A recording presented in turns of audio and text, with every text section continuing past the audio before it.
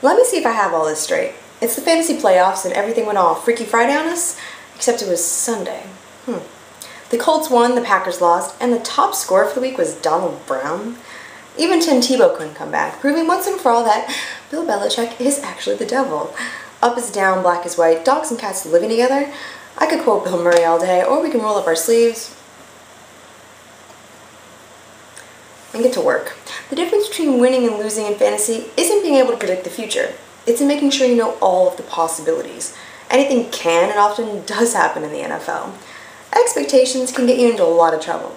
A lot of you expected a lot from Phillip Rivers, Matt Ryan, and their respective offenses this season. I'll admit I had them in the second tier of QBs, but sometimes the best plans just don't come together. Just ask the Eagles, who are somehow still alive for the playoffs.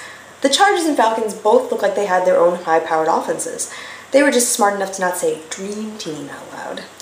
Both teams need wins this week in tough matchups, but in the spirit of Christmas, I'm not just giving you one stud, I'm giving you two teams of them.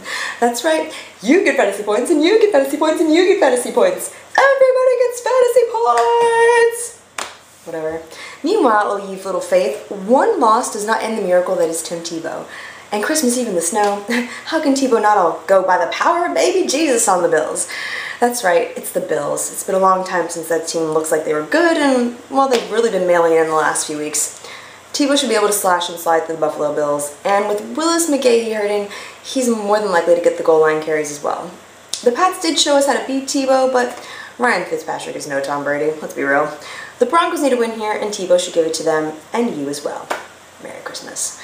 Here's your Thursday night dud. Sure, Donald Brown went 160 yards and a couple of TDs, helping them get their first win on the season.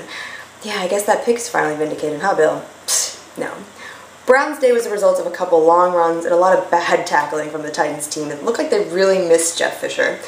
Houston's defense, even without Wade Phillips on the sideline, isn't going to give up those kind of plays. Or just give up, the way Tennessee seemed to. Brown's going to be shut down, exposed, and returned to the pile marked first round bust. I'll see you guys next week for those who play till the bitter end. I expect I'll be holding up a trophy and drown in champagne by then. Then again, that's every Saturday for me. Don't judge.